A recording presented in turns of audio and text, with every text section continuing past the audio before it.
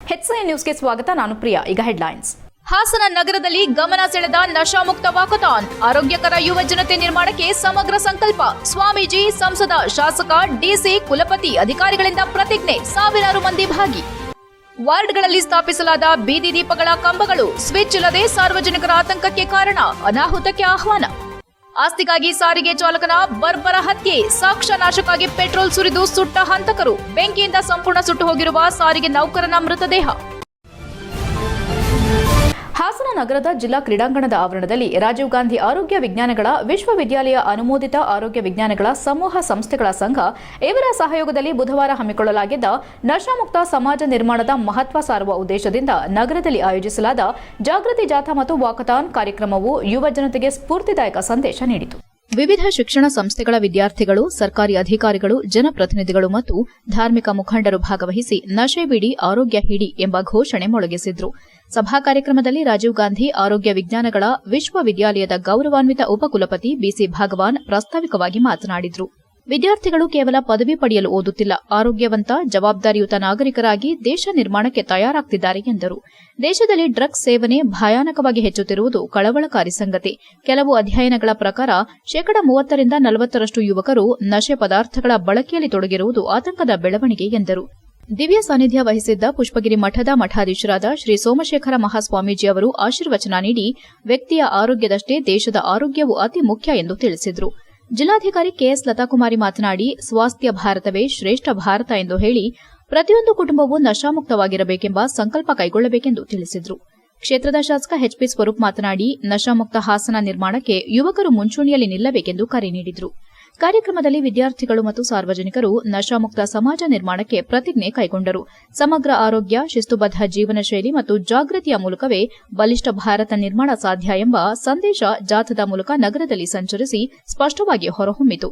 ಇದೇ ವೇಳೆ ಎನ್ಸಿಬಿ ಬೆಂಗಳೂರು ವಲಯದ ಇನ್ಸ್ಪೆಕ್ಟರ್ ವಿಕಾಸ್ ಸಿಂಗ್ ಹಾಗೂ ದಿಶಾ ಬೋಧ್ ಫೌಂಡೇಶನ್ ನಿರ್ದೇಶಕ ಧ್ರುವಕುಮಾರ್, ಎಎಸ್ಪಿ ಶ್ರೀನಿಧಿ, ಸುರೇಶ್, ವಸಂತ ಶೆಟ್ಟಿ, ಡಾ ರಾಮನಾಥ್, ಡಾ ನಿತಿನ್, ಡಾ ಶಶಿಕುಮಾರ್, ಡಾ ಕಿರಣ್ ಕೆಂಪೇಗೌಡ ಇತರರು ಉಪಸ್ಥಿತರಿದ್ದರು.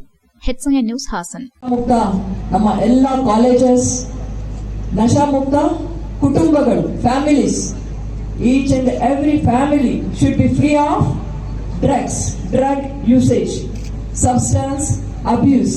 ಇದು ಆಗಬೇಕು ಅಂದ್ರೆ ಇವತ್ತು ಒಂದು ರೀತಿ ಅಭಿಯಾನ ನಮ್ಮ ಹಾಸನ ಜಿಲ್ಲೆಯಲ್ಲಿ ನಡೀತಾ ಇದೆ. ಇದನ್ನ ಆರ್ಗನೈಸ್ ಮಾಡಿರ್ತಕ್ಕಂತಹ ಎಲ್ಲರಿಗೂ ನನ್ನ ಅಭಿನಂದನೆಗಳು.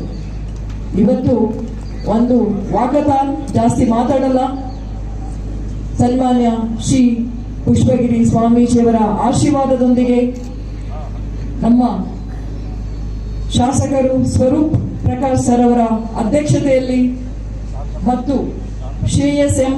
ಪಟೇಲ್ ಸರ್ ಅವರು, ಮಾನ್ಯ ಲೋಕಸಭಾ ಸದಸ್ಯರು, ಭಗವಾನ್ ಸರ್ ಅವರು ಹೇಳ್ತಾ ಇದ್ರು, ನಮ್ಮ ಪ್ರತಿಜ್ಞೆ ಪ್ರತಿಯೊಂದು ಕ್ಯಾಂಪಸ್, ಪ್ರತಿಯೊಂದು ಮೆಡಿಕಲ್ ಕಾಲೇಜ್, ಪ್ರತಿಯೊಂದು ಸಂಸ್ಥೆಯನ್ನ ಡ್ರಗ್ ಫ್ರೀ, ನಶಾ ಮುಕ್ತವನ್ನಾಗಿ ಮಾಡ್ತೀವಿ ಅಂತ ಹೇಳಿ ಒಂದು ಅಭಿಯಾನವನ್ನ ಈ ಒಂದು ರಾಜೀವ್ ಗಾಂಧಿ ವಿಶ್ವವಿದ್ಯಾಲಯ ವತಿಯಿಂದ ಆಯೋಜಿಸಿದ. ವಿಶೇಷವಾಗಿ ಹಾಸನ ಜಿಲ್ಲೆ, ನಮ್ಮ ಡಾಕ್ಟರ್ ಭಗವಾನ್ ರವರ ಸ್ವಂತ ಜಿಲ್ಲೆಯಾದ ಹಾಸನ ಜಿಲ್ಲೆಯಲ್ಲಿ ಇವತ್ತು ಬಹಳ ಅವಶ್ಯಕವಾಗಿರೋ ಕೂಡ ಕಾರ್ಯಕ್ರಮ ಕೂಡ ಸರ್. ಯಾಕೆಂದ್ರೆ ಕಳೆದ 20 ದಿನಗಳ ಹಿಂದೆ ನಮ್ಮ ಸಂಸ್ಥೆಯವರು ಬಂದಿತ್ತು ಒಂದು ನಶಾಮುಕ್ತ ಭಾರತವನ್ನು ಮಾಡಲಿಕ್ಕೆ ಅಂತ ಹೇಳಿದಾಗ ನಾವು ಕೂಡ ಬಹಳ ಸಂತೋಷದಿಂದ ಒಬ್ಬ ಶಾಸಕರಾದ ಕೂಡ ನಾನು ಕೂಡ ಹೇಳಿದೆ. ಯಾಕೆಂದ್ರೆ ಹಾಸನ ಜಿಲ್ಲೆಯಲ್ಲ, ಇವತ್ತು ನಮ್ಮ ರಾಜ್ಯದಲ್ಲೇ ಏನು ಡ್ರಗ್ಸ್ ಬಹಳಷ್ಟು ಹೆಚ್ಚಾಗಿದೆ. ನಾವು ಕೂಡ ಅಧಿವೇಶನದಲ್ಲಿ ಇದ್ರ ಬಗ್ಗೆ ಬಹಳಷ್ಟು ಸುದೀರ್ಘವಾಗಿ ಚರ್ಚೆಯನ್ನು ಮಾಡ್ತಾ ಇದ್ದಾರೆ. ಹಾಗಾಗಿ ಇನ್ನೊಂದು ಕಡೆ ನಮ್ಮ ದೇಶವನ್ನು ಹಾಳು ಮಾಡ್ಲಿಕ್ಕೆ ಏನು ಲತಾಕುಮಾರಿ ಮೇಡಮ್ ಹೇಳ್ತಾ ಇದ್ರು, ಏನು ಯುದ್ಧ ಮಾಡಲಿಕ್ಕೆ ಬೇಕಾದ್ರೆ ಯುವ ಸಮೂಹಕ್ಕೆ ವಿಶೇಷವಾಗಿ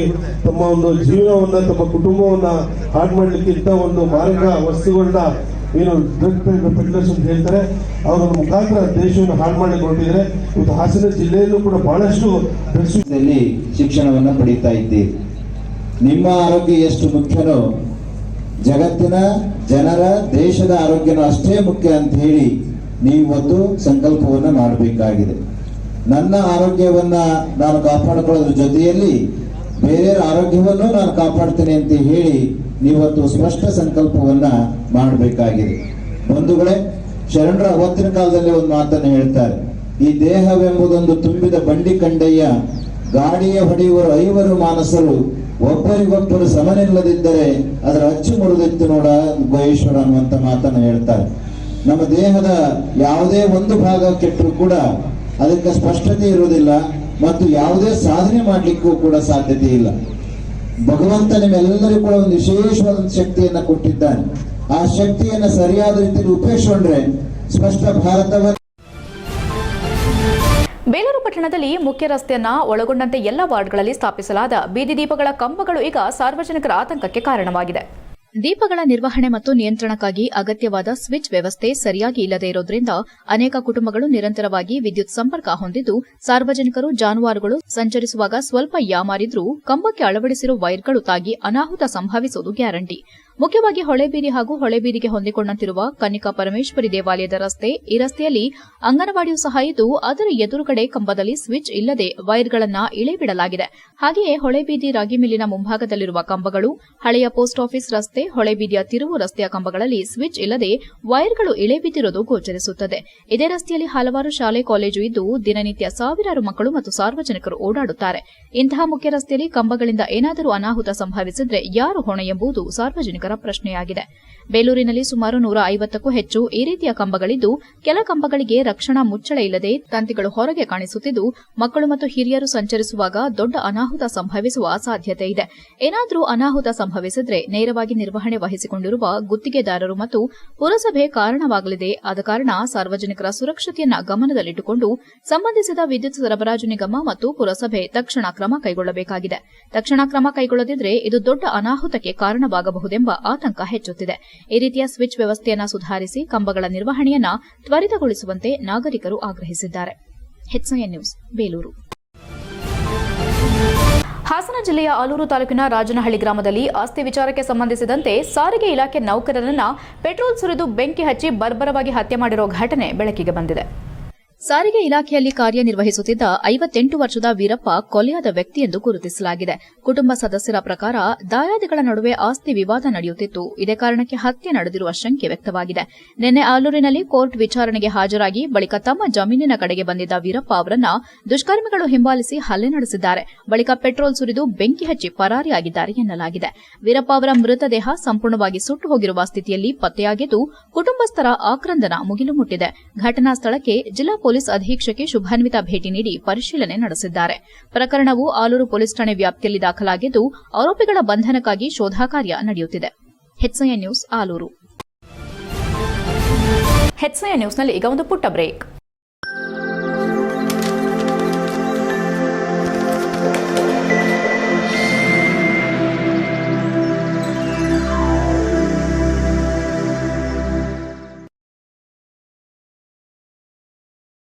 Raj diamonds and antique jewellery exhibition and sale.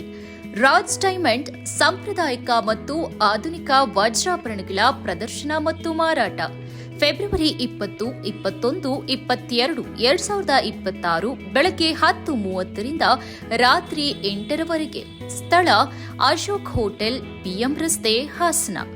ವಿಶೇಷ ಆಕರ್ಷಣೆಗಳು: open setting collection, southern splendour, ruby splendour, ancient splendour, ಹಾಗೆ Maharani splendour, Victorian splendour, solitaire splendour, white box collection, canary splendour, exclusive gem stones, exclusive fancy cuts.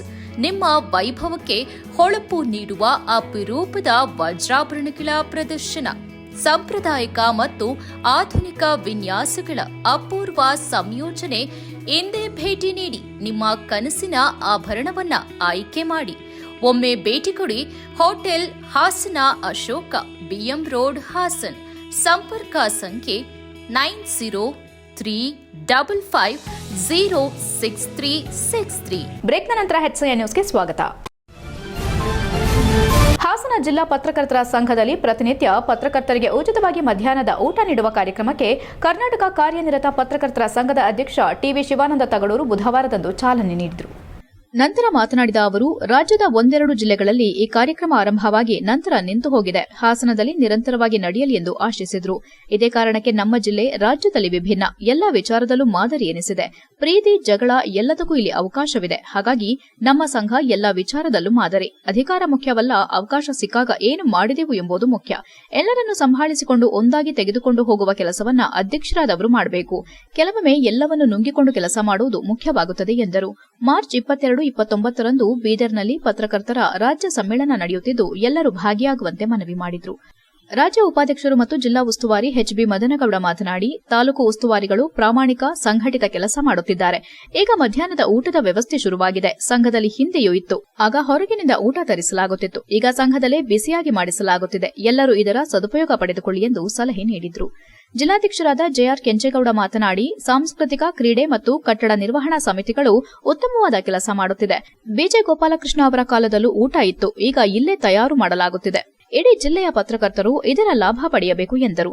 ಹಿಂದೆ ನಾವು ಹಸಿವಿನಿಂದ ಕೆಲಸ ಮಾಡುತ್ತಿದ್ದೆವು. ಗ್ರಾಮೀಣ ಭಾಗದಿಂದ ಬಂದವರಿಗೆ ಅನುಕೂಲ ಆಗಲೆಂದು ಈಗ ಚಾಲನೆ ನೀಡಲಾಗಿದೆ. ಎಲ್ಲರೂ ಸಹಕಾರ ನೀಡಿ ನಾವು ತಪ್ಪು ಮಾಡಿದ್ರೆ ಗಮನಕ್ಕೆ ತನ್ನಿ, ತಿದ್ದುಕೊಂಡು ಬಲಿಷ್ಠ ಸಂಘ ಕಟ್ಟುವ, ಸದೃಢಗೊಳಿಸುವ ಸಂಕಲ್ಪಕ್ಕೆ ಸಹಕಾರ ಕೊಡಿ ಎಂದು ಮನವಿ ಮಾಡಿದರು. ಈ ವೇಳೆ ಉಪಾಧ್ಯಕ್ಷ ಜಿ ಪ್ರಕಾಶ್, ಪ್ರಧಾನ ಕಾರ್ಯದರ್ಶಿ ಕೆಜಿ ಸುರೇಶ್, ಖಜಾಂಚಿ ಪ್ರಕಾಶ್ ಬೆಳವಾಡಿ, ಕಾರ್ಯದರ್ಶಿ ಖುಷ್ವಂತ್, ಮಾಜಿ ಅಧ್ಯಕ್ಷರಾದ ಬಾಳುಗೋಪಾಲ್, ರವೀನಾ ಕಲ್ಗೂಡು, ಲೀಲಾವತಿ, ಬಿಆರ್ ಉದಯಕುಮಾರ್ ಮತ್ತು ಚೌಡವಳ್ಳಿ ಜಗದೀಶ್, ಸಂಘದ ನಿಕಟಪೂರ್ವ ಅಧ್ಯಕ್ಷ ಕೆಎಚ್ ವೇಣುಕುಮಾರ್ ಮತ್ತು ಸಂಘದ ಎಲ್ಲಾ ಪದಾಧಿಕಾರಿಗಳು, ಕಾರ್ಯಕಾರಿ ಸಮಿತಿ ಸದಸ್ಯರು, ಸಂಪಾದಕರು, ವರದಿಗಾರರು ಭಾಗಿಯಾಗಿದ್ದರು. ಕಾರ್ಯದರ್ಶಿ ಕೆಎಂ ಹರೀಶ್ ಎಲ್ಲರನ್ನೂ ಸ್ವಾಗತಿಸಿದರು. ಇದಕ್ಕೂ ಮುನ್ನ ಸಾಂಸ್ಕೃತಿಕ ಸಮಿತಿಯು ಉತ್ತಮ ಸುದ್ದಿಗಳಿಗೆ ಉತ್ತೇಜನ ಉದ್ದೇಶದಿಂದ ರಾಜ್ಯದಲ್ಲೇ ಮೊದಲ ಬಾರಿಗೆ ಆರಂಭಿಸಿರುವ ನೋಟೆಡ್ ನ್ಯೂಸ್ ನಾಮಫಲಕವನ್ನು ಗಣ್ಯರು ಅನಾವರಣಗೊಳಿಸಿದರು. HN news, Hassan. ಪತ್ರಕರ್ತರ ಸಂಘದಲ್ಲಿ ಇವತ್ತು ಒಂದು 2 ಸಮಿತಿಗಳನ್ನು ಈ ನೂತನ ಪದಾಧಿಕಾರಿಗಳು ಬಂದ ಮೇಲೆ ಮಾಡಿದ್ವಿ. ಒಂದು ಸಾಂಸ್ಕೃತಿಕ ಸಮಿತಿಯಿಂದ, ಇನ್ನೊಂದು ಕ್ರೀಡಾ ಸಮಿತಿ ಅಂತೇಳಿ 2 ಸಮಿತಿಗಳಿವೆ. ಅಂದರೆ ಮತ್ತು ತಾಲೂಕಿಗೆ ಕಟ್ಟಡ ಸಮಿತಿ ಅಂತ ಒಂದಿದೆ. ಮತ್ತಿನ ತಾಲೂಕುಗಳಿಗೆ ಒಬ್ಬೊಬ್ಬರು ಪದಾಧಿಕಾರಿಗಳನ್ನು ಉಸ್ತುವಾರಿ ಅಂತ ಮಾಡಿದ್ವಿ. ಯಾಕೆ ಕಾರಣ ಅಂದರೆ ರಾಜ್ಯಾಧ್ಯಕ್ಷರು ಈ ಒಂದು ಯೋಜನೆಯನ್ನು ಜಾರಿ ಮಾಡೋದು. ಯಾವ ಯೋಜನೆ ಅಂತ ಹೇಳಿದ್ರೆ ಉಸ್ತುವಾರಿಗಳನ್ನು ನೇಮಕ ಮಾಡುವಂಥದ್ದು. ಯಾಕಂದರೆ ಅಧಿಕಾರವನ್ನು ಒಂದು ವಿಕೇಂದ್ರೀಕರಣದ ರೀತಿಯಲ್ಲಿ ಅವರವರು ವ್ಯಾಪ್ತಿಯೊಳಗಡೆ ಅವರವರು ಕೆಲಸ ಮಾಡಲಿ ಅಂತೇಳಿ ಹಾಸನ ಜಿಲ್ಲೆಯಲ್ಲಿ ಒಂದು ಪ್ರಯೋಗಾತ್ಮಕವಾಗಿ ಆರಂಭವಾದಂತಹ ಉಸ್ತುವಾರಿಯನ್ನು ನೇಮಕ ಮಾಡಿ ಪದಾಧಿಕಾರಿಗಳಿಗೆ ಅಧಿಕಾರವನ್ನು ಕೊಟ್ಟಿದ್ದೇವೆ. ಅಧ್ಯಕ್ಷರು ಕರ್ನಾಟಕ ಕಾರ್ಯನಿರತ ಪತ್ರ ಸಂಘ ಬೆಂಗಳೂರು, ವಿದೇಶಿಗಳಾದಂಥ ಮದನಗೌಡ್ರೆ, ಕರ್ನಾಟಕ ಹಾಸನ ಜಿಲ್ಲಾ ಕಾರ್ಯನಿರತ ಪತ್ರ ಸಂಘದ ಅಧ್ಯಕ್ಷರಾದ ಕೆಂಚೇಗೌಡ್ರೆ ಮತ್ತು ಎಲ್ಲ ಪದಾಧಿಕಾರಿಗಳೇ ಮತ್ತು ಎಲ್ಲ ತಾಲೂಕಿಂದ ಬಂದಿರತಕ್ಕಂಥ ಎಲ್ಲ ಸದಸ್ಯರೇ, ಬಹುಶಃ ಈ ಬಾರಿ ಹಾಸನ ಜಿಲ್ಲಾ ಕಾರ್ಯನಿರತ ಪತ್ರಕರ್ತರ ಸಂಘ ಚುನಾವಣೆಯಲ್ಲಿ ಆದ ನಂತರ ಅನೇಕ ವಿಭಿನ್ನ ಕಾರ್ಯಕ್ರಮಗಳನ್ನ ಅಧ್ಯಕ್ಷರ ನೇತೃತ್ವದಲ್ಲಿ ಮಾಡ್ಕೊಳ್ತಾ ಬಂದಿದ್ದೀವಿ. ಅದರಲ್ಲಿ ಅವರ ಮಾರ್ಗದರ್ಶನ, ಮದನಗೌಡರ ಮಾರ್ಗದರ್ಶನ ಮತ್ತು ಶಿವಾನಂದ ಅವರ ಮಾರ್ಗದರ್ಶನದಲ್ಲಿ ಇವತ್ತು ಹೊಸ ವಿನೂತನ ಕಾರ್ಯಕ್ರಮ ನೋಟೆಡ್ ಬೋರ್ಡ್ ಅಲ್ಲ, ಅದು ನೋಟೆಡ್ ಬೋರ್ಡ್ ಅಂತ ಹೇಳಿ ತುಂಬ ಚೆನ್ನಾಗಿ ಮಾಡಿದ್ದಾರೆ ಕಾನ್ಸೆಪ್ಟ್. ಬಹುಶಃ ನಾನು ಅದೇ ನೋಡ್ತಾ ಸ್ವಾತಂತ್ರ್ಯದ್ದು ಯಾವುದೋ ಒಂದು ಪೂರ್ವದ ಸ್ವಾತಂತ್ರ್ಯ ದಿನಾಚರಣೆದು ಆವಾಗ ಬಂದಂಥ ನ್ಯೂಸು ಕನ್ನಡಪ್ರಭದಲ್ಲಿ, ಕನ್ನಡಪ್ರಭನ ಆ ನ್ಯೂಸನ್ನು ಕೂಡ ಅದರಲ್ಲಿ ಹಾಕಿದ್ರು. ಬೇಲೂರು ಪಟ್ಟಣ ಸಮೀಪದ ಮಲ್ಲಾಪುರದಲ್ಲಿ ನೆಲೆಸಿರುವ ಶ್ರೀ ಶನೇಶ್ವರ ದೇವಾಲಯದಲ್ಲಿ ದಿವ್ಯ ರಥೋತ್ಸವವು ಅತ್ಯಂತ ಶ್ರದ್ಧಾ ಭಕ್ತಿಯಿಂದ ವಿಜೃಂಭಣೆಯಿಂದ ನೆರವೇರಿತು. ಬೇಲೂರಿನ ಬಿಷ್ಟಮ್ಮನವರ ಕೆರೆಕೋಡಿಯಲ್ಲಿ ನೆಲೆಸಿರುವ ಪುರಾಣ ಪ್ರಸಿದ್ಧ ಶ್ರೀ ಶನೇಶ್ವರ ಸ್ವಾಮಿ ದೇವಾಲಯದ ರಥೋತ್ಸವವು ಭಕ್ತಿಪೂರ್ಣ ವಾತಾವರಣದಲ್ಲಿ ಜರುಗಿತು. ಮುಂಜಾನೆಯಿಂದಲೇ ಗಂಗಾ ಪೂಜೆ, ಮಹಾಭಿಷೇಕ, ಹೋಮ ಮತ್ತು ಪಂಚಾಮೃತ ಅಭಿಷೇಕ ನೆರವೇರಿಸಲಾಯಿತು. ಬಳಿಕ ಮಧ್ಯಾಹ್ನ 1 ಗಂಟೆಗೆ ವೃಷಭ ಲಗ್ನದಲ್ಲಿ ರಥೋತ್ಸವಕ್ಕೆ ಚಾಲನೆ ನೀಡಲಾಯಿತು. ಇದಕ್ಕೂ ಮುನ್ನ ಮಲ್ಲಾಪುರ ಗ್ರಾಮಸ್ಥರು ಹೂವಿನ ಹಾರಗಳೊಂದಿಗೆ ವಿವಿಧ ಕಲಾ ತಂಡಗಳ ಮೆರವಣಿಗೆಯ ಮೂಲಕ ದೇವಾಲಯಕ್ಕೆ ಆಗಮಿಸಿದ್ರು. ವಿಶೇಷ ಪೂಜೆ ಸಲ್ಲಿಸಿ ಬಾಳೆಕಂದು ಕಡಿದ ನಂತರ ರಥೋತ್ಸವ ಆರಂಭಿಸಲಾಯಿತು. ರಥವು ದೇವಾಲಯದ ಸುತ್ತ ಪ್ರದಕ್ಷಿಣೆ ಹಾಕಿ ನಂತರ ತನ್ನ ಸ್ವಸ್ಥಾನದಲ್ಲಿ ನಿಲ್ಲಿಸಲಾಯಿತು. ಈ ಸಂದರ್ಭದಲ್ಲಿ ಮಾತನಾಡಿದ ಶ್ರೀ ಶನೇಶ್ವರ ಚಾರಿಟೇಬಲ್ ಟ್ರಸ್ಟ್ ಅಧ್ಯಕ್ಷ ಬಿಡಿ ಚಂದ್ರೇಗೌಡ ಅವರು 1956ನೇ ಇಸವಿಯಿಂದ ನಮ್ಮ ಪೂರ್ವಿಕರು ಪ್ರಾರಂಭಿಸಿದ ಈ ರಥೋತ್ಸವ ಪರಂಪರೆ ಇಂದಿಗೂ ಮುಂದುವರೆದಿದೆ. ನಮ್ಮ ತಾಲೂಕಿನಲ್ಲಿ ಮೊದಲು ಇಲ್ಲಿ ರಥೋತ್ಸವ ನಡೆದು ನಂತರ ಶ್ರೀ ಚೆನ್ನಕೇಶವ ಸ್ವಾಮಿ ರಥೋತ್ಸವ ನಡೆಯುವುದು ಸಂಪ್ರದಾಯವಾಗಿದೆ.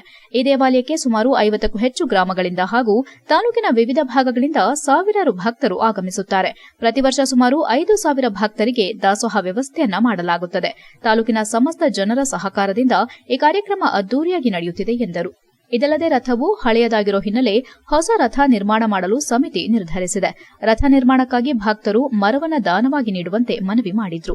10,000 ರೂಪಾಯಿ ಅಥವಾ ಅದಕ್ಕಿಂತ ಹೆಚ್ಚಿನ ಸಹಾಯ ನೀಡುವ ಭಕ್ತರ ಹೆಸರನ್ನ ದೇವಾಲಯದ ಒಳಭಾಗದ ಕಲ್ಲಿನ ಫಲಕದಲ್ಲಿ ಕೆತ್ತಿಸುವುದಾಗಿ ತಿಳಿಸಿದ್ರು. ಕಾರ್ಯಕ್ರಮದ ಸಂದರ್ಭದಲ್ಲಿ ಯಾವುದೇ ಅಹಿತಕರ ಘಟನೆ ನಡೆಯದಂತೆ ಪಿಎಸ್ಐ ಎಸ್ಜಿ ಪಾಟೀಲ್ ರವರ ನೇತೃತ್ವದಲ್ಲಿ ಬಿಗಿ ಪೊಲೀಸ್ ಬಂದೋಬಸ್ತ್ ಮಾಡಲಾಗಿತ್ತು.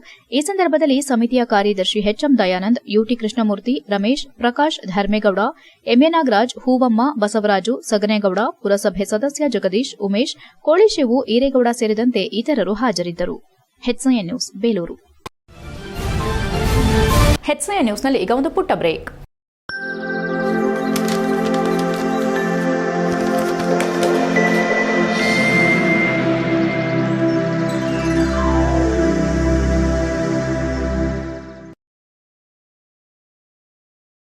ಬ್ರೇಕ್ನ ನಂತರ ಹೆಚ್ಐಎನ್ ನ್ಯೂಸ್ಗೆ ಸ್ವಾಗತ.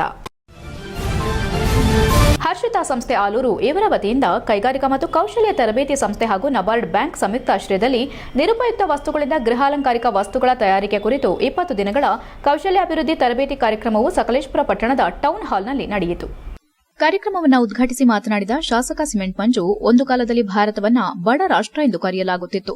ಇಂದಿನ ಭಾರತ ವೇಗವಾಗಿ ಅಭಿವೃದ್ಧಿಯತ್ತ ಸಾಗುತ್ತಿರುವ ರಾಷ್ಟ್ರವಾಗಿದ್ದು, ಇನ್ನು ಕೆಲವೇ ವರ್ಷಗಳಲ್ಲಿ ಮುಂದುವರೆದ ರಾಷ್ಟ್ರಗಳ ಸಾಲಿಗೆ ಸೇರುವ ವಿಶ್ವಾಸವಿದೆ. ಆದರೆ ದೇಶ ಮುಂದುವರಿಯಬೇಕಾದರೆ ಯುವಕರು ಮತ್ತು ಮಹಿಳೆಯರು ಸ್ವಂತ ಉದ್ಯೋಗಗಳತ್ತ ಮುಖ ಮಾಡಬೇಕು. ಒಬ್ಬರು ಉದ್ಯಮ ಆರಂಭಿಸಿದರೆ ಮತ್ತೊಬ್ಬರಿಗೆ ಉದ್ಯೋಗ ಸಿಗುತ್ತದೆ. 10 ಮಂದಿಗೆ ಕೆಲಸ ನೀಡುವ ಮಟ್ಟಕ್ಕೆ ಬೆಳೆಯಬೇಕೆಂದು ಕರೆ ನೀಡಿದರು. ನಿರುಪಯುಕ್ತ ವಸ್ತುಗಳಿಂದ ಅಲಂಕಾರಿಕ ವಸ್ತುಗಳನ್ನು ತಯಾರಿಸಿ ಮಾರುಕಟ್ಟೆಯಲ್ಲಿ ಮಾರಾಟ ಮಾಡುವ ಮೂಲಕ ಆರ್ಥಿಕ ಸ್ವಾವಲಂಬನೆ ಸಾಧಿಸಬಹುದು. ಈ 20 ದಿನಗಳ ತರಬೇತಿಯನ್ನ ಸದುಪಯೋಗ ಪಡೆದುಕೊಳ್ಳುವಂತೆ ಮಹಿಳೆಯರಿಗೆ ಮನವಿ ಮಾಡಿದರು. ನಮ್ಮಿಂದ ನೂರಾರು ಜನರಿಗೆ ಉದ್ಯೋಗ ಸಿಗಲಿ ಎಂಬುದು ಸಂಸ್ಥೆಯ ಉದ್ದೇಶವಾಗಿದೆ ಎಂದರು. ನಬಾರ್ಡ್ನ ಕೃಷಿ ಮತ್ತು ಗ್ರಾಮೀಣ ಅಭಿವೃದ್ಧಿ ರಾಷ್ಟ್ರೀಯ ಬ್ಯಾಂಕ್ ಪರವಾಗಿ ಮಾತನಾಡಿದ ರೇಣುಕಾ ಶಿವಕುಮಾರ್, ಸುಸ್ಥಿರ ಸಮಾಜ ನಿರ್ಮಾಣಕ್ಕೆ ಮಹಿಳೆಯರು ಸ್ವಾವಲಂಬಿಗಳಾಗುವುದು ಅತ್ಯವಶ್ಯಕ. 1999ರಿಂದ ಹರ್ಷಿತಾ ಸಂಸ್ಥೆ ಗ್ರಾಮೀಣ ಮಹಿಳೆಯರ ಸಮಗ್ರ ಅಭಿವೃದ್ಧಿಗಾಗಿ ಶ್ರಮಿಸುತ್ತಿದ್ದು, ಸಣ್ಣ ಉಳಿತಾಯ, ಸ್ವಸಹಾಯ ಸಂಘಗಳ ರಚನೆ, ಸಬ್ಸಿಡಿ ಸಾಲ ಯೋಜನೆಗಳು, ಹೈನುಗಾರಿಕೆ ಮತ್ತು ವಿವಿಧ ಕೌಶಲ್ಯ ತರಬೇತಿಗಳ ಮೂಲಕ ತಳಮಟ್ಟದ ಮಹಿಳೆಯರನ್ನ ಶಕ್ತಿವಂತರನ್ನಾಗಿ ಮಾಡುತ್ತಿದೆ ಎಂದು ಹೇಳಿದರು. ಸರ್ಕಾರದ ವಿವಿಧ ಯೋಜನೆಗಳು ಮತ್ತು ನಬಾರ್ಡ್ ಸಹಕಾರದೊಂದಿಗೆ ಗ್ರಾಮೀಣ ಮಹಿಳೆಯರಿಗೆ ತರಬೇತಿ ಮತ್ತು ಆರ್ಥಿಕ ನೆರವು ಒದಗಿಸಲಾಗುತ್ತಿದೆ ಎಂದರು. ಈ ತರಬೇತಿಯ ಪ್ರಯೋಜನವನ್ನ ಪಡೆದು ಜೀವನದಲ್ಲಿ ಸಾರ್ಥಕತೆ ಸಾಧಿಸುವಂತೆ ಮಹಿಳೆಯರಿಗೆ ಕರೆ ನೀಡಿದರು. ಕಾರ್ಯಕ್ರಮದಲ್ಲಿ ಸಂಸ್ಥೆಯ ಅಧ್ಯಕ್ಷರಾದ ನಂಜಪ್ಪ ಶೆಟ್ಟಿ, ಲತಾ, ಸರಸ್ವತಿ, ಗಂಗಾಧರ್, ಕಾರ್ಯನಿರ್ವಹಣಾಧಿಕಾರಿಗಳಾದ ಮಹದೇವಪ್ಪ, ಕಲಾವತಿ ಮುಂತಾದವರು ಉಪಸ್ಥಿತರಿದ್ದರು. HIN news, Sakleshpur. ಸಮಯದಲ್ಲಿ ಭಾರತವನ್ನು ಒಂದು ಬಡ ರಾಷ್ಟ್ರ ಅಂತ ಕರೀತಾರೆ. ಇವತ್ತು ಭಾರತ ಮುಂದುವರಿಯುತ್ತಿರತಕ್ಕಂಥ ರಾಷ್ಟ್ರ. ಇನ್ನ ಕೆಲವೇ ವರ್ಷಗಳಲ್ಲಿ ಭಾರತ ಒಂದು ಮುಂದುವರಿದ ರಾಷ್ಟ್ರ ಆಗಬೇಕು. ಭಾರತ ಮುಂದುವರಿದ ರಾಷ್ಟ್ರ ಆಗಬೇಕು ಅಂತ ಹೇಳಿದ್ರೆ ತಾವೆಲ್ಲರೂ ಕೂಡ ಸ್ವಂತ ಉದ್ಯೋಗಗಳನ್ನ ಮಾಡಬೇಕು. ನೀವು ಉದ್ಯೋಗವನ್ನು ಪ್ರಾರಂಭ ಮಾಡಿ ನೀವು 10 ಜನಕ್ಕೆ ಕೆಲಸವನ್ನು ಕೊಡಬೇಕು. ಆಗ ಮಾತ್ರ ನಮ್ಮ ದೇಶ ಭಾರತ ಮುಂದುವರಿಯುತ್ತಿರುವ ಭಾರತದ ಜೊತೆಗೆ ಮುಂದುವರಿದ ಭಾರತ. ಇವತ್ತು ಮೊದಲು ಹೆಣ್ಮಕ್ಳು ಬರೀ ಅಡುಗೆ ಮನೆಗೆ ಮಾತ್ರ ಸೀಮಿತ. ಇವತ್ತು ಎಲ್ಲ ವಿಭಾಗಗಳಲ್ಲೂ ಕೂಡ ಮಹಿಳೆಯರ ಪಾತ್ರ ಜಾಸ್ತಿ.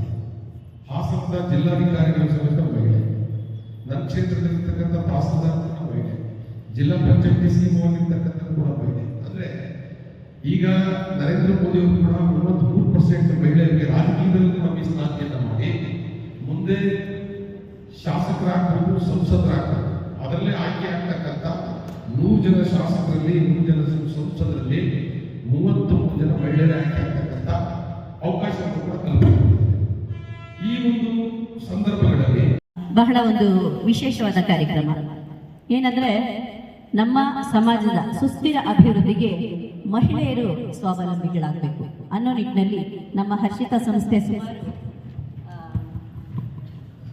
1999ರಿಂದ ಗ್ರಾಮೀಣ ಮಹಿಳೆಯರ ಅಭಿವೃದ್ಧಿಯನ್ನ, ಸಮಗ್ರ ಅಭಿವೃದ್ಧಿಗಾಗಿ ಸರ್ಕಾರದ ಏನೆಲ್ಲ ಸೌಲಭ್ಯಗಳಿದೆ ಅವನ್ನೆಲ್ಲವನ್ನ ಅತ್ಯಂತ ತಳಮಟ್ಟದವರೆಗೂ ತಲುಪಿಸುವ ನಿಟ್ಟಿನಲ್ಲಿ ಸಾಕಷ್ಟು ಶ್ರಮಪಟ್ಟು ಮಹಿಳೆಯರ ಅಭಿವೃದ್ಧಿಗಾಗಿ ಸಣ್ಣ ಉಳಿತಾಯ ಇರಬಹುದು, ಸ್ವಸಹಾಯ ಸಂಘಗಳ ರಚನೆ ಇರಬಹುದು, ಹಾಗೆ ಸಬ್ಸಿಡಿಯಲ್ಲಿ ಸಿಗುವಂತಹ ವಿವಿಧ ಸಾಲ ಯೋಜನೆಗಳಿರ್ಬೋದು, ಹೀಗೆ ಹೈನುಗಾರಿಕೆ ಇರ್ಬೋದು, ಕೌಶಲ್ಯ ತರಬೇತಿಗಳಿರ್ಬೋದು, ಈ ರೀತಿಯಾದಂತಹ 10 ಹಲವು ಕಾರ್ಯಕ್ರಮಗಳನ್ನ ನಿರಂತರವಾಗಿ ಹಮ್ಮಿಕೊಳ್ಳುತ್ತಾ ಬರ್ತಾ ಇದೆ.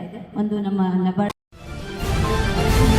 ಸ್ಥಳೀಯ ಪೊಲೀಸ್ ಪೇದೆಯೊಬ್ಬರು ಚನ್ನರಾಯಪಟ್ಟಣ ತಾಲೂಕಿನ ಜುಟ್ಟನಹಳ್ಳಿ ಗ್ರಾಮದಲ್ಲಿ ಪಿತೃ ಪಾರಂಪರ್ಯ ಆಸ್ತಿಯನ್ನ ನಕಲಿ ದಾಖಲೆ ಮೂಲಕ ಕಬಳಿಸಿರುವುದಾಗಿ ಗ್ರಾಮದ ನಿವಾಸಿ ಪುಟ್ಟರಾಜು ಉರುಸ್ ಪುಟ್ಟಸ್ವಾಮಿ ಅವರು ಗಂಭೀರ ಆರೋಪ ಮಾಡಿದ್ದಾರೆ. ಪತ್ರಿಕಾಗೋಷ್ಠಿಯಲ್ಲಿ ಬುಧವಾರ ಮಾತನಾಡಿ, ನಮ್ಮ ತಂದೆಯವರು ಪರಿಶ್ರಮ ಪಟ್ಟು ಸಂಪಾದನೆ ಮಾಡಿದ 3.25 ಎಕರೆ ಜಮೀನನ್ನ ಪೊಲೀಸ್ ಪೇದೆಯವರು ನಕಲಿ ದಾಖಲೆಗಳನ್ನು ಸೃಷ್ಟಿಸಿ ತಮ್ಮ ಹೆಸರಿಗೆ ಮಾಡಿಸಿಕೊಂಡಿದ್ದಾರೆ. ಕಳೆದ 21 ವರ್ಷಗಳಿಂದ ನ್ಯಾಯಕ್ಕಾಗಿ ಹೋರಾಟ ನಡೆಸುತ್ತಿದ್ದೇನೆ. ಎಸ್ಸಿ ಕೋರ್ಟ್, ಸಿವಿಲ್ ಕೋರ್ಟ್ ಸೇರಿದಂತೆ ವಿವಿಧ ನ್ಯಾಯಾಲಯಗಳಲ್ಲಿ ನನ್ನ ಪರವಾಗಿ ಆದೇಶ ಬಂದಿದ್ರೂ ಜಮೀನನ್ನ ಹಸ್ತಾಂತರ ಮಾಡದೆ ಒಂದಿಲ್ಲೊಂದು ರೀತಿಯಲ್ಲಿ ತೊಂದರೆ ನೀಡಲಾಗುತ್ತಿದೆ ಎಂದು ಆರೋಪಿಸಿದ್ರು.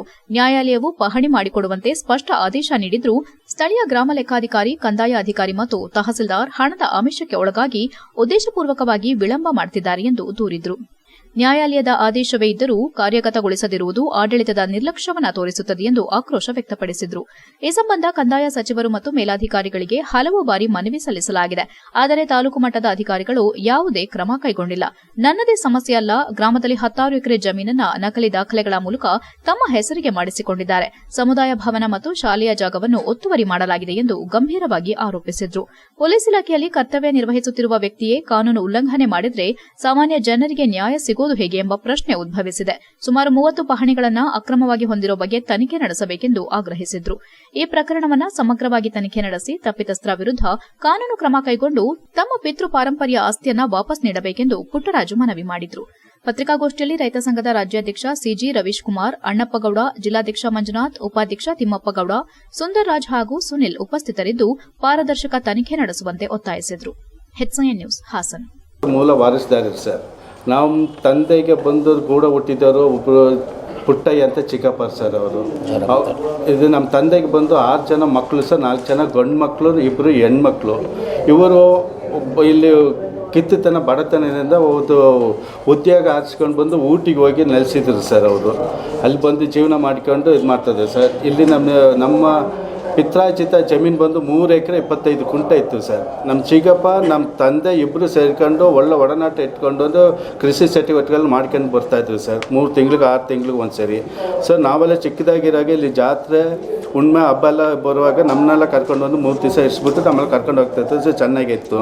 ಮತ್ತು ನಮ್ಮ ಚಿಕ್ಕಪ್ಪಂಗೆ ಮಕ್ಕಳು ಇರಲಿಲ್ಲ ಅಂದರೆ ನಾವೇ ಮಕ್ಕಳು ಸಾಯ್ಕೊಂಡು ಹೆಂಗೆ ಇದು ಮಾಡ್ತಾಯಿದ್ದೆ ಸರ್. ಇಲ್ಲಿ ನಮ್ಮ ತಂದೆ ತೀರ್ಕೊಂಡಾದ್ಮೇಲೆ ಏನಾಯಿತು ಅಂದರೆ ಸರ್, ಇಲ್ಲಿ HCN ನ್ಯೂಸ್ನಲ್ಲಿ ಈಗ ಒಂದು ಪುಟ್ಟ ಬ್ರೇಕ್.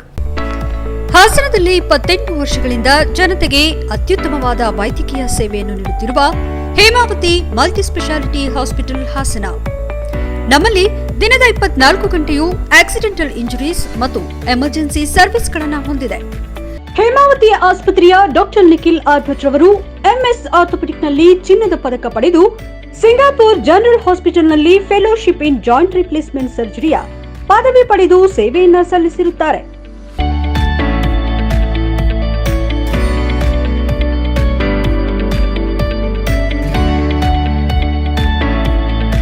ನಮ್ಮಲ್ಲಿ ಆಂಬ್ಯುಲೆನ್ಸ್ ಸೇವೆಯೂ ಲಭ್ಯ. ಇನ್ನೇಕೆ ತಡ? ನೀವು ಯಾವುದೇ ಮೂಳೆ ಸಮಸ್ಯೆ ಹೊಂದಿದರೆ ಹಿಂದೆ ಭೇಟಿ ನೀಡಿ.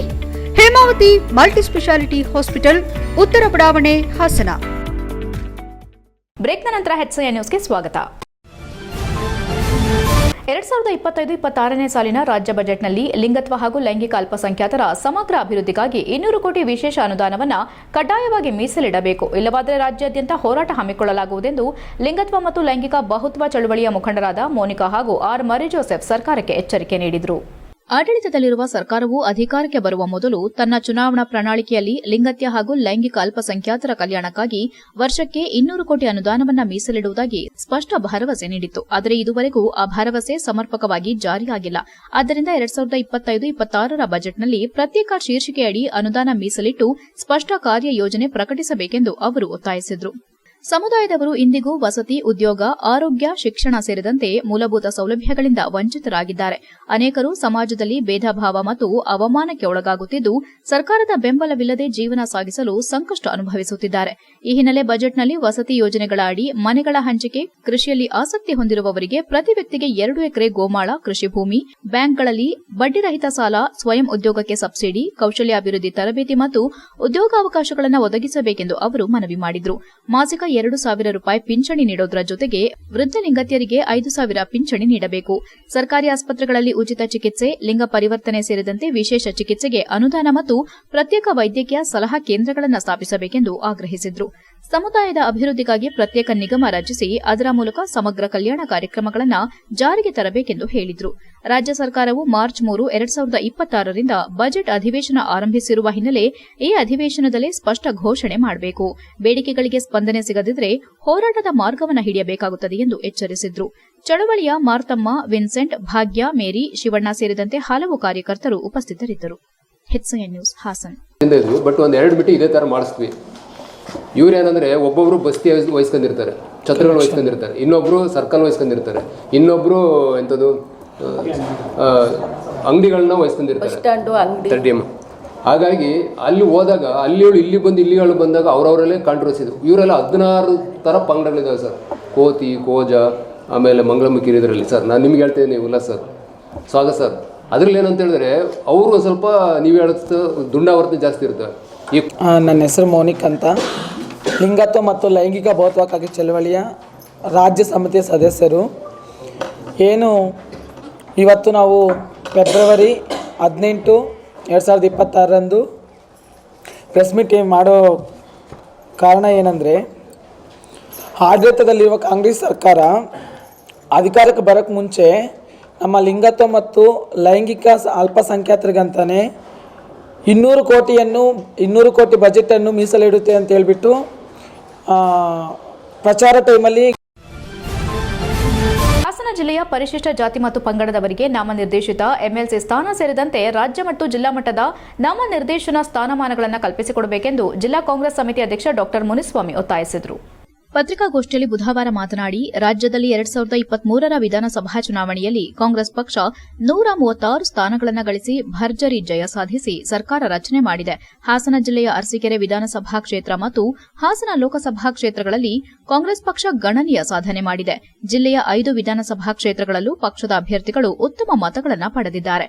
2011ರ ಜನಗಣತಿಯ ಪ್ರಕಾರ ಹಾಸನ ಜಿಲ್ಲೆಯಲ್ಲಿ 21% ಪರಿಶಿಷ್ಟ ಜಾತಿ ಮತ್ತು ಪರಿಶಿಷ್ಟ ಪಂಗಡದ ಮತದಾರರಿದ್ದು, ಇತ್ತೀಚಿನ ಅಂದಾಜು ಪ್ರಕಾರ 24% ಏರಿಕೆಯಾಗಿದೆ. ಸುಮಾರು 4.5 ಲಕ್ಷಕ್ಕೂ ಹೆಚ್ಚು ಮತದಾರರು SC/ST ಸಮುದಾಯಕ್ಕೆ ಸೇರಿದವರಾಗಿದ್ದಾರೆ ಎಂದರು. ಜಿಲ್ಲೆಯ ಪರಿಶಿಷ್ಟ ಜಾತಿ ಮತ್ತು ಪಂಗಡದ ಬಹುತೇಕ ಮತದಾರರು ಕಾಂಗ್ರೆಸ್ ಪಕ್ಷಕ್ಕೆ ಬೆಂಬಲ ನೀಡಿ ಸರ್ಕಾರ ರಚನೆಗೆ ಕಾರಣರಾಗಿದ್ದಾರೆ. ಆದರೂ ಸರ್ಕಾರದಲ್ಲಿ ಮತ್ತು ವಿವಿಧ ನಿಗಮ ಮಂಡಳಿಗಳಲ್ಲಿ ಅವರಿಗೆ ಸಮರ್ಪಕ ಪ್ರಾತಿನಿಧ್ಯ ದೊರಕಿಲ್ಲ ಎಂಬ ಅಸಮಾಧಾನ ವ್ಯಕ್ತವಾಗುತ್ತಿದೆ. ಹಲವು ವರ್ಷಗಳಿಂದ ಪಕ್ಷದಲ್ಲಿ ಸಕ್ರಿಯವಾಗಿ ಕಾರ್ಯನಿರ್ವಹಿಸುತ್ತಿರುವ SC/ST ಮುಖಂಡರಿಗೆ ಆದ್ಯತೆ ನೀಡಿಲ್ಲ ಎಂದು ಆರೋಪಿಸಿದರು. ಗೃಹ ಮಂಡಳಿ, ವಿದ್ಯುತ್ ನಿಗಮ, ವಿವಿಧ ಯೋಜನಾ ಪ್ರಾಧಿಕಾರಗಳು ಹಾಗೂ ಜಿಲ್ಲಾ ಮಟ್ಟದ ಪ್ರಮುಖ ಹುದ್ದೆಗಳು ಇತರೆ ವರ್ಗಗಳಿಗೆ ನೀಡಲ್ಪಡುತ್ತಿರುವುದನ್ನು ಉದಾಹರಣೆಯಾಗಿ ಉಲ್ಲೇಖಿಸಿ ಪರಿಶಿಷ್ಟ ಜಾತಿ ಮತ್ತು ಪಂಗಡದವರಿಗೆ ಸಮಾನ ಅವಕಾಶ ಕಲ್ಪಿಸಬೇಕೆಂದು ಆಗ್ರಹಿಸಲಾಗಿದೆ. 2018 ಮತ್ತು 2023ರ ವಿಧಾನಸಭಾ ಚುನಾವಣೆಯಲ್ಲಿ ಜಿಲ್ಲೆಯ ಮೀಸಲು ಕ್ಷೇತ್ರವಾದ ಸಕಲೇಶಪುರಕ್ಕೆ ಹೊರ ಜಿಲ್ಲೆಯ ಅಭ್ಯರ್ಥಿಗಳಿಗೆ ಟಿಕೆಟ್ ನೀಡಿರುವುದರಿಂದ ಕಾರ್ಯಕರ್ತರಲ್ಲಿ ಅಸಮಾಧಾನ ಉಂಟಾಗಿತ್ತು ಎಂಬುದನ್ನು ಅವರು ನೆನಪಿಸಿದರು. ಪತ್ರಿಕಾಗೋಷ್ಠಿಯಲ್ಲಿ ಕಾಂಗ್ರೆಸ್ ಮುಖಂಡರಾದ ಕುಮಾರಸ್ವಾಮಿ, ಜಿಲ್ಲಾ ವಕ್ತಾರರಾದ ಮಂಜುನಾಥ ಶರ್ಮಾ, ದೊಡ್ಡರಂಗಯ್ಯ ಇತರರು ಉಪಸ್ಥಿತರಿದ್ದರು. HCN news, Hassan. ಈಗ ಎಲ್ಲ ಜನರು ಕೂಡ ಇಲ್ಲಿ ಅಧಿಕಾರನ ಕೊಟ್ಟಿದ್ದಾರೆ. ಕೊನೆಯ ಪಕ್ಷ ಜಿಲ್ಲಾ ಅಧ್ಯಕ್ಷರನ್ನು ಕೂಡ ಕೊನೆ ಹಂತದ ಒಂದು ಜನಾಂಗಕ್ಕೆ ಕೊಟ್ಟಿದ್ದಾರೆ, ಒಕ್ಕಲಿಗರಿಗೆ ಕೊಟ್ಟಿದ್ದಾರೆ. ಯಾಕೆಂದ್ರೆ ಶಿವಲಿಂಗೇಗೌಡರಿಗೆ ಗೃಹ ಮಂಡಳಿ ಅಧ್ಯಕ್ಷರು ಕೊಟ್ಟಿದ್ದಾರೆ, ಶ್ರೀಕಂಠಯ್ಯನವರ ಮೊಮ್ಮಗನಿಗೆ ಶರ್ಮಾ ಅವ್ರಿಗೊಂದು ಅಧ್ಯಕ್ಷರನ್ನ ಮಾಡಿದ್ದಾರೆ. ಈ ರೀತಿ ಎಲ್ಲರಿಗೂ ಕೂಡ ಅಧ್ಯಕ್ಷರು ಮಾಡಿದ್ದಾರೆ. ಆಮೇಲೆ ಈ ಸಕಲೇಶ್ಪುರದಲ್ಲಿ ಮುಸ್ಲಿಮ್ಸ್ ಕೊಟ್ಟಿದ್ದಾರೆ, ಬೇಲೂರಲ್ಲಿ ಮುಸ್ಲಿಮ್ಸ್ ಕೊಟ್ಟಿದ್ದಾರೆ, ಈ ಚಂದ್ರಪಟ್ಟಣದಲ್ಲಿ ಒಕ್ಕಲಿಗರಿಗೆ ಕೊಟ್ಟಿದ್ದಾರೆ, ಮತ್ತು ಅರಸೀಕೆರೆಯಲ್ಲಿ ಲಿಂಗಾಯತರಿಗೆ ಕೊಟ್ಟಿದ್ದಾರೆ. What about schedule caste? ನಾವು 5 ಲಕ್ಷ ಮತವನ್ನು ಹಾಕಿದಂಥ ಒಂದು ಜನಾಂಗಕ್ಕೆ ಇವ್ರಿಗೆ ಯಾಕೆ ಆದ್ಯತೆ ಕೊಟ್ಟಿಲ್ಲ ಅನ್ನೋದು ನಮ್ಮ ಪ್ರಶ್ನೆ.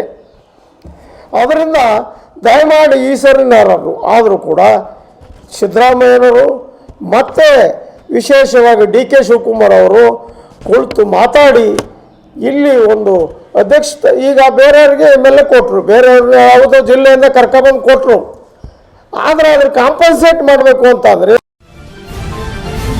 ಕೊನೆಯಲ್ಲಿ ಮತ್ತೊಮ್ಮೆ ಮುಖ್ಯಾಂಶಗಳು. ಹಾಸನ ನಗರದಲ್ಲಿ ಗಮನ ಸೆಳೆದ ನಶಾಮುಕ್ತ ವಾಕಥಾನ್. ಆರೋಗ್ಯಕರ ಯುವ ಜನತೆ ನಿರ್ಮಾಣಕ್ಕೆ ಸಮಗ್ರ ಸಂಕಲ್ಪ. ಸ್ವಾಮೀಜಿ, ಸಂಸದ, ಶಾಸಕ, DC, ಕುಲಪತಿ ಅಧಿಕಾರಿಗಳಿಂದ ಪ್ರತಿಜ್ಞೆ. ಸಾವಿರಾರು ಮಂದಿ ಭಾಗಿ. ವಾರ್ಡ್ಗಳಲ್ಲಿ ಸ್ಥಾಪಿಸಲಾದ ಬೀದಿ ದೀಪಗಳ ಕಂಬಗಳು ಸ್ವಿಚ್ ಇಲ್ಲದೆ ಸಾರ್ವಜನಿಕರ ಆತಂಕಕ್ಕೆ ಕಾರಣ. ಅನಾಹುತಕ್ಕೆ ಆಹ್ವಾನ. ಆಸ್ತಿಗಾಗಿ ಸಾರಿಗೆ ಚಾಲಕನ ಬರ್ಬರ ಹತ್ಯೆ, ಸಾಕ್ಷ್ಯ ನಾಶಕ್ಕಾಗಿ ಪೆಟ್ರೋಲ್ ಸುರಿದು ಸುಟ್ಟ ಹಂತಕರು, ಬೆಂಕಿಯಿಂದ ಸಂಪೂರ್ಣ ಸುಟ್ಟು ಹೋಗಿರುವ ಸಾರಿಗೆ ನೌಕರನ ಮೃತದೇಹ. ಇಷ್ಟೊತ್ತು ನೀವು ನೋಡಿದ್ದು ಹಾಸನದ ಸುದ್ದಿ ಅಂದ್ರೆ HCN ನ್ಯೂಸ್.